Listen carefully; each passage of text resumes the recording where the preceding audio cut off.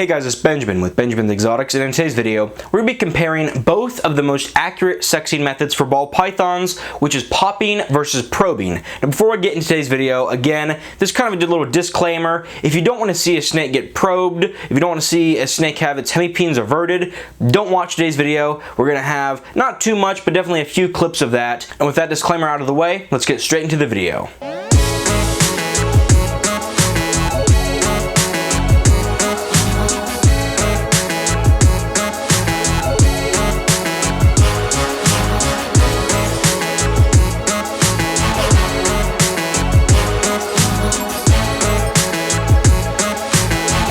So in today's video, I want to talk to you guys about probing versus popping, both of those methods for sexing your ball pythons, which method is better, which method is worse, some of the myths going around both of these different methods, and for you as a new or experienced ball python breeder and keeper, which method you should use. And this is kind of a, I don't want to say a trick question, but it'll be an interesting topic for today's video.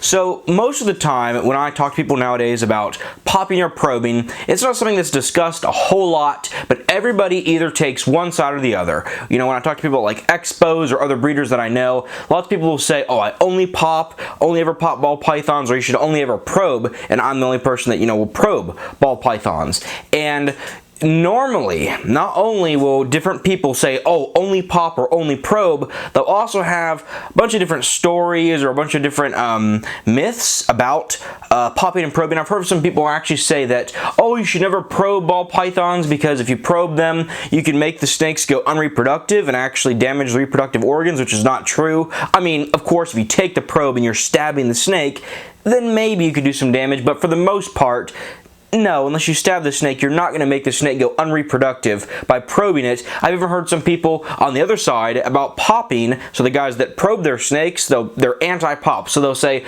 oh, you never want to pop a snake because if you do it too young, you could damage a snake's organs, you could cause a prolapse or whatever. And again, on the extreme side, I mean, if you really took a snake and you applied in a tremendous amount of pressure and you did something like so horrendously wrong, then yeah, in theory, either one of those could be true. But really, for the last few decades, okay, people have been both probing and popping ball pythons and all kinds of species of snakes, and both methods work well. Now, the biggest problem with this, and I think that the thing that the reason I'm doing this video today is because of this problem. Everybody is like either camp popping or camp probing. Nobody seems to be a middle ground. And while there are a few people that are kind of, you know, the middle ground where they both pop and probe, like myself or a few other breeders that I know, most people are on the extremes of, you know, only ever pop, never probe, or only probe, never pop. Now, I want to go ahead and actually go behind the psychology of both of these methods and kind of talk about the pros and cons of each. So let's first look at the most popular one by far. Probably 80 or 90% of ball python breeders use this only, is popping. Now, when we pop a snake, what we're doing is we're applying pressure at the base of the snake's tail and applying a little bit of counter pressure behind the snake's cloaca, going like this. I actually have an entire video. I'll put a link up in the iCard and also a link down in the description of how to do this. But we're basically doing a procedure where we're trying to avert the male's hemipenes, and if we see the hemipenes, we know it's a male, and if we don't, we assume it's a female, and that is the key word, assume. So if you go to pop a snake and you see nothing comes out, and you just see pink, you assume it's a female, and if little red nodules that are the hemipenes pop out, you know it's a male. So see the difference? Assume versus no. So there is a certain amount of guesswork when you're probing your snakes, when you're popping your snakes. Whereas with probing, it's actually a lot more of a math, and it's a lot more calculated. I take a snake, and again, we have the video link in the description.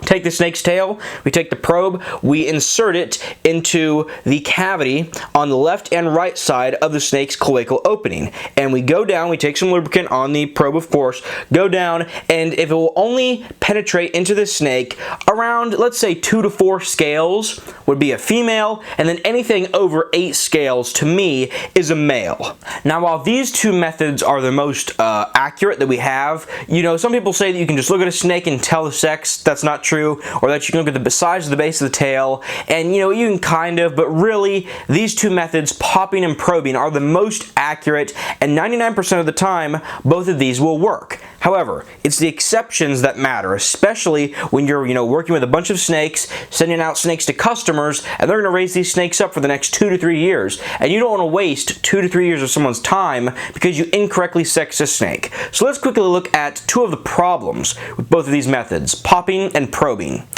When you're probing snakes, okay, I don't care what anybody says. Lots of people like to say, again, back to this kind of, two-sided argument where there's no middle ground. People will either say that probing is always accurate and popping isn't accurate, or popping is always accurate and probing isn't accurate. The fact of the matter is that both popping and probing, while they are 99% of the time going to be pretty accurate, there is always that exception where they're not. I'll give you an example right now. Let's first look at popping. Again, most popular method. Everybody nowadays, all the bigger breeders or smaller breeders, everybody seems to have their own little special technique for popping the snake, and they say it's 100% effective. Always works on every single snake, and I can tell you right now that if we're going to take 1,000 ball pythons, you can put up anybody's method. All methods are going to have some amount, even if it's only 1 or like 0.5%, that it doesn't work. And I've seen it even variation with clutches. You get some ball python clutches where you go through all the babies and you just pop them. Male, female, male, male, female. Pretty simple. And then you have other clutches where the snakes just have a much better muscle control. And popping, it becomes way, way harder. When you go to pop, you have to apply a lot more pressure, and sometimes you can't even really avert the hemipene, but you can kind of see that there's a vein or like some sort of red, color in the snake's cloaca, but you're not really sure, and you just can't avert the hemipene, okay? And again, I know everybody's gonna say, oh no, my method's different, it always works, or this method is different, it always works 100% of the time. Not true, because I've seen all kinds of breeders. Breeders have been doing this for 15 or 20 years. We'll send out a snake and it's incorrectly sexed, okay? Now let's go back to probing. So that's one of the downsides of popping, is that sometimes if a snake is really resistant, again, we go back to the thing that I talked about. We are assuming it's a female if we don't see an actual hemipene come out. And so if the snake is actually holding back and it's not letting its hemipene be averted, then we send out a snake that was incorrectly sexed that is actually a male when we thought it was a female. Okay, and that can lead to all kinds of problems down the road. Now let's look at probing. Probing is actually, in my own opinion, again, my own opinion, a lot more accurate. I don't think there's that many times where probing doesn't work. However, I will tell you that especially on babies, like let's say babies within the first month, sometimes you probe these baby ball pythons, and like I said, on an average, 2 to 4 scales down is going to be a female, whereas if it goes in anywhere over 8 scales, 8, 9, 10, 11, 12 scales, that's a male. But I've probed some snakes, and I'm doing it correctly. I mean, we were using the proper tools and everything, and we probe, and we go down like 5 or 6 scales.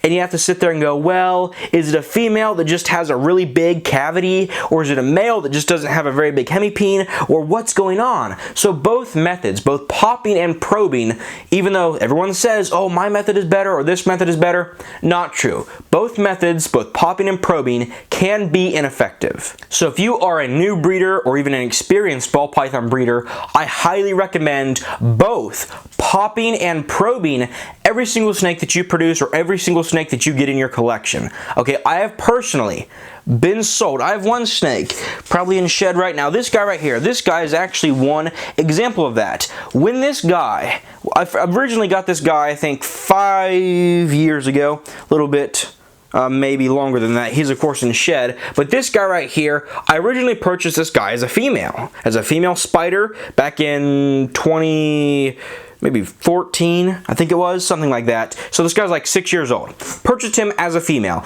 and we went to probe him, okay, when the breeder, which is an experienced breeder, he's been doing this for decades, went to probe this guy. He probed like a female. I think it went down like 4 or 5 scales, and he was like, it's a little long for a female, but he called it a female, got sold to me as a female, okay?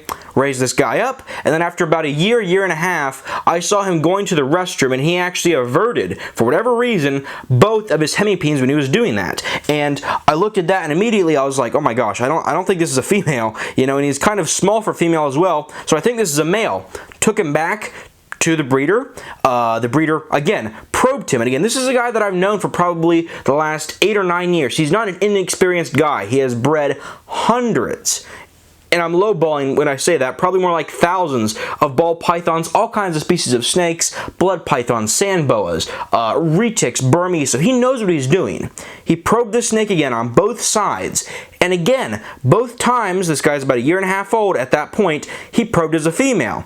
And I was like, is there any way you can pop him? And he is one of the guys that does not like popping. He really, even to this day, prefers probing, but he said, okay, I'll go ahead and pop it. He pops it, and the snake is a male. So, right there, perfect example of one snake in my collection proves that both popping and probing can be ineffective. So as a breeder, as a keeper, I highly, highly recommend both popping or probing. So if you get a snake where at any point you're kind of in the middle between whether or not your probing method is effective and you're like, there's a little bit of red, but it's not really a hemipene, you can probe, and if it probes, 9 or 10 scales, you go, holy crap, this is a male. Or, on the other side of it, if you ever have the problem where your probe only goes down, let's say 5 or 6 scales, and you're kind of like, again, is this a female with a really big cavity, or is it a male with a pretty small hemipene cavity? You can actually pop that snake, and of course, if hemipenes come out, you can go, oh my gosh, that's definitely a male, and you're going to avoid the problem of sending your customers, or even in your own collection, raising snakes that are the incorrect sex. Because the worst thing you could do, I'll be honest, this was a snake that I wanted to make bumblebees with, and I did make bumblebees with him just last year, but it delayed me 2 years because instead of raising this guy up and getting a male pastel to breed him, I raised this guy as a female, thinking that it was a female, and then, a few years later, you find out, oh my gosh, I've had this snake and it's the wrong sex. And don't even, I personally, the breeder did fix it. We even did like a little loan thing where we got another snake that was the right sex, a pastel female. We did a deal and I gave him a certain percentage of the offspring from last year, so everything worked out in the end, even though it did delay me 2 years. But some people are going to be very, very mad, especially if it's a high-end snake. So if you're a new breeder and you make a mistake like that, where you only pop or you only probe and you send somebody a wrong snake, let me tell you, it might not be good for your situation. So hopefully this gives you guys a little bit of insight into both popping and probing your ball pythons. And again, I know everybody likes to take sides and just say only pop or only probe, but please, I really recommend for anybody out there, new or experienced breeder, going forward, when you're producing ball pythons or any species of snake, that both of these sexy methods are effective. Don't just do one, both pop and probe to get an accurate reading of the sex of your snakes. So overall, hope you guys did enjoy and most importantly benefit from today's video. If you liked the video, make sure to like, comment, subscribe, and until next time, thanks for watching, and I'll see you guys in the next video.